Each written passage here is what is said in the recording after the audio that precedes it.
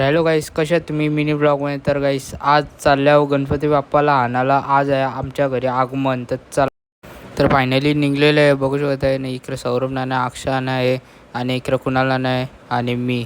तर आम्ही चौघा चाललो बाप्पाच्या आगमनाला. तर चला,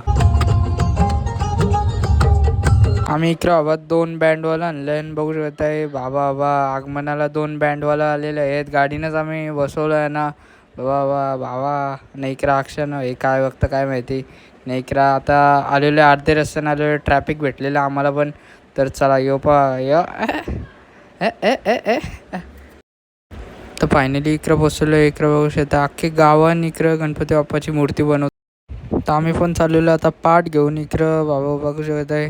तर चाललेलो आता आणि आमची पण मूर्ती तयार झालेली आहे. चला काय जा.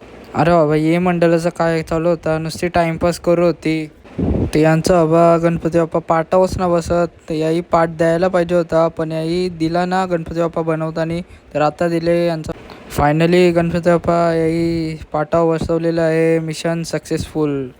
मग बाई पावसाने पण घातली जोर.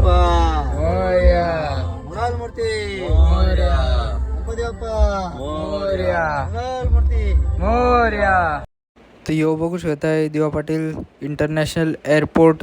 तर बाबा बाबा कसला भारी व्ह्यू आहे आणि एअरपोर्टचा व्ह्यू. तर पोचलो बाई सामान घ्यायला. तर इकडं भाई आल्यावर नाश्ता करायला थांबलेलो आहे. कामोठला इकडं सगळे आहेत आणि इकडं खाता. तर आलो भाई मकराचं सामान घ्यायला आणि हेच कन्फ्यूज आहे काय कसली माली घ्यायचं आहे. अशी छान मूर्ती आम्हाला बघायला भेटली आणि यो बाबा डुरकी होऊन उभं.